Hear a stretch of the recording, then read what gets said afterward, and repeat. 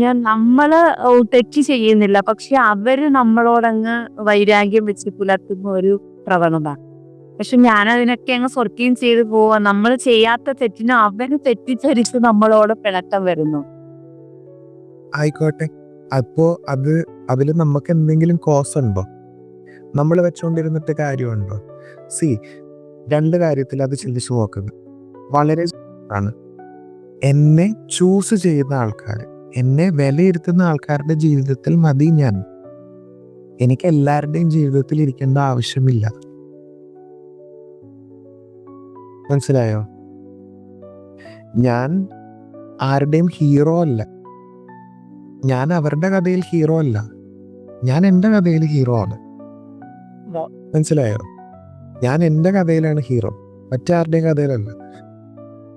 At the end of the day എന്താ, എന്നെ വിലയുള്ളവർക്ക് ഞാൻ സമയം കൊടുക്കുകയുള്ളൂ. അതാദ്യം മനസ്സിനെ പറഞ്ഞു കൊടുക്കുക.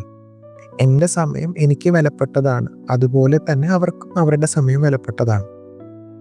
അപ്പോൾ ഞാൻ സമയത്തിന് വിലയും അതുപോലെ തന്നെ പേഴ്സണൽ കണക്ഷന് വില കൊടുക്കുന്ന ആൾക്കാരെ കണ്ടാൽ മതി. സോ ഞാൻ ക്ഷമിച്ച് സഹിച്ച് നിൽക്കേണ്ട ആവശ്യമില്ല. ഇഷ്ടപ്പെടാനാണെങ്കിൽ സഹിച്ച് നിൽക്കേണ്ട ആവശ്യമില്ല ആർക്കും. So good morning and a very warm welcome to one how. നമ്മൾ ഇന്ന് ഡേ 6 എത്തിയിരിക്കുകയാണ്. നമ്മളുടെ daily affirmation practice areas of ചേഞ്ചിലാണ് നമ്മൾ ഫോക്കസ് ചെയ്തത്. അതായത് എനിക്ക് ഒരു ഗോളുണ്ട്, ലക്ഷ്യമുണ്ട്. ആ ലക്ഷ്യം എത്തണമെന്നുണ്ടെങ്കിൽ എനിക്ക് എൻ്റെ ബോഡി, ഫിസിക്കൽ അല്ലെങ്കിൽ മെൻ്റൽ എബിലിറ്റീസ്, ഇല്ലെങ്കിൽ എൻ്റെ സോഷ്യൽ എൻവയൺമെൻറ്റ്, എക്കണോമിക് എൻവയൺമെൻറ്റ്, ഇതിലൊക്കെ ഒരു ചേഞ്ച് വരുത്തണം. അപ്പോൾ ഈ ചേഞ്ച് വരുത്തണമെങ്കിൽ ആദ്യം എനിക്കത് ഐഡൻറ്റിഫൈ ചെയ്യണം. ഒരു സെൽഫ് അവെയർനെസ് വേണം, ഒരു സെൽഫ് ഇവാലുവേഷൻ ആദ്യം നടത്തണം. നമ്മൾ ഇന്ന് പോസിറ്റീവ് അഫർമേഷൻസ് എഴുതാൻ പഠിക്കും. You are beautiful, you are most beautiful. രണ്ടും സെയിം കാര്യം തന്നെയാണ്, കണ്ടൻ്റാണ് പറയുന്നത്. ബട്ട് ഏതോ ഒരു സെൻറ്റൻസിന് നല്ല വ്യത്യാസമുണ്ട്. ഒന്ന് ഒരു വോയിസ് മോഡുലേഷൻ, 2 അതിൽ ഒരു വാക്ക് കൂട്ടിച്ചേർത്തത് കൊണ്ട് വരുന്ന ഒരു മാഗ്നിഫിസൻറ്റ് ചേഞ്ച്.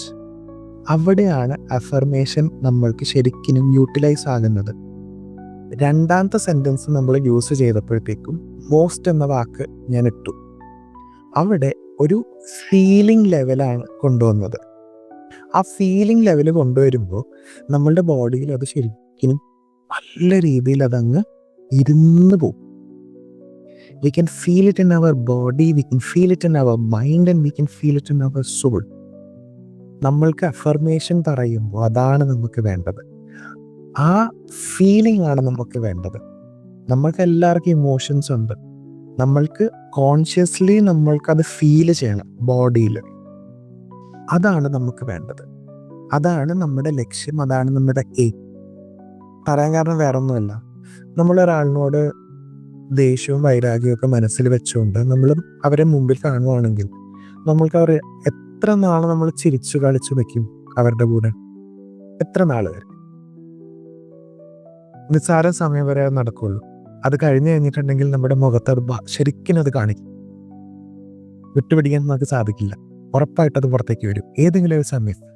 ഈ ഫ്രോയിഡിയൻ സ്ലിപ്സ് എന്നൊക്കെ പറഞ്ഞിട്ടില്ലേ, അറിയാണ്ട് നമ്മുടെ വായിന്ന് വരുന്നു പോകുന്ന കാര്യങ്ങളാണ്. പക്ഷെ അത് എവിടെയോ ഉള്ളിൽ തട്ടിയതൊന്നാണ്.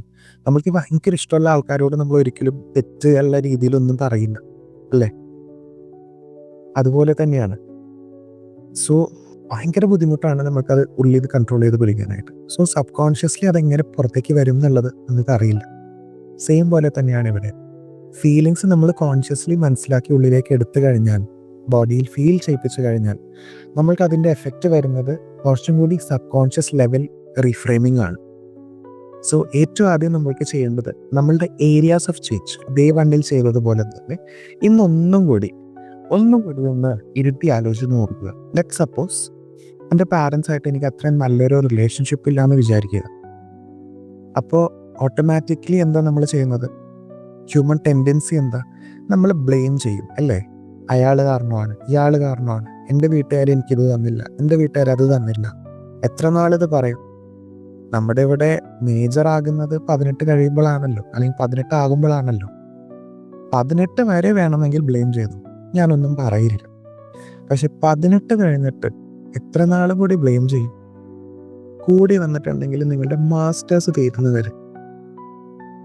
അത് കഴിഞ്ഞിട്ട് നിങ്ങൾ ബ്ലെയിം ചെയ്യാനാണെങ്കിലും അപ്പോൾ പ്രശ്നം അവരുടേതാണോ നമ്മുടേതാണോ?